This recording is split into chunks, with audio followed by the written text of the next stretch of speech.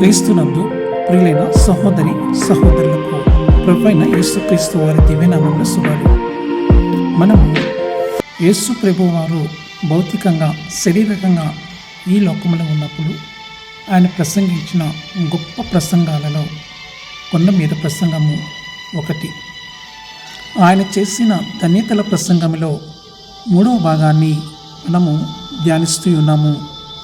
సాత్వికులు ధన్యులు, వారు భూలోకమును స్వతంత్రించుకొందురు. మత్తయి సువార్త 5వ అధ్యాయము 5వ వచనము.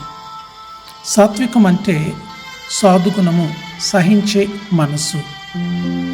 థామస్ ఆల్వా ఎడిసన్ బల్బును కనిపెట్టడానికి చేసిన ప్రయోగాలలో 100వసారి తన ప్రయోగం ఫలించి బల్బుని తయారు చేసి తన పనివానికి ఇచ్చి మేడగదిలో పెట్టమంటే తను ఆ మెట్లు ఎక్కుతూ బల్బును జారవిడిచి పగలగొట్టేశాడు.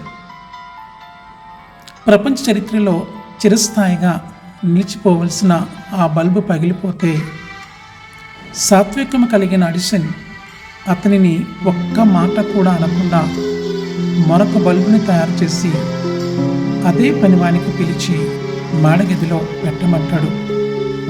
సాత్వికం అంటే ఇదొక బలహీనత కాదు, గొప్ప ఆత్మబలము. సైతానికి, పాపానికి వ్యతిరేకంగా సత్యము పక్షాన బహుబలంగా పోరాడే ఆధ్యాత్మిక యోధుడి వ్యక్తిత్వానికి అనుగుణమైన లక్షణమే సాత్వికము. దేవుడు తనను ఎట్లాంటి పరిస్థితుల్లోనికి నడిపించాడో వాటిని వినయముతో అంగీకరించడమే సాత్వికము. దేవుని కోసము బాధలను అనుభవించడానికి సిద్ధపడే మనస్సు కలిగి హేళన, తిరస్కారం పాలైన కోపము, ప్రతీకారము చూపకుండా ఉండడానికి సిద్ధపడటమే సాత్వికము. ఈ లోకంలో ఇద్దరి మనస్తత్వాలు ఒక్కటిగా ఉండవు. అట్లాంటి పరిస్థితులలో సుమారుగా 30 లక్షల మంది ప్రజలను ఏకతాటి మీద నడిపించాలి అంటే అది సాధ్యమా? అది ఊహలకే అందదు కదా. అందుకే మోషేను గురించి దేవుడే సాక్ష్యమిస్తున్నాడు.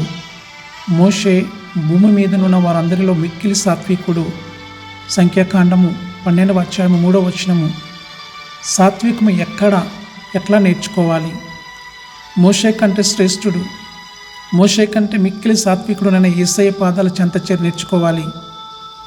నేను సాత్వికుడను, దీన మనస్సు గలవాడను గనుక మీ మీద నా కాడి ఎత్తుకొని నా యొద్ద నేర్చుకున్నది, అప్పుడు మీ ప్రాణమునకు విశ్రాంతి దొరుకును. మత్తయి సువార్త 11వ అధ్యాయం 29వ వచనము. నేడు సాత్వికులు ఆధ్యాత్మికంగా అత్యంత బలిష్ఠులు. రాబోయే కాలంలో లోకమంతటిని వారసత్వంగా పొందబోయేవారు. మనము ఆయన పిల్లలముగా ఆయన ఎట్లాంటి సాత్వికమును కలిగి ఉన్నాడో మనమును అట్లాంటి సాత్వికమును కలిగి ఉండి ఆయన ఇచ్చే ఆశీర్వాదాలను స్వతంత్రించుకుందాము. ఆ రీతిగా మన జీవితాలు సరిదిద్దుకుందాము, సిద్ధపరచుకుందాము. అట్టి కృప, ధన్యత దేవుడు మనకు అనుగ్రహించును గాక. ఆమెన్.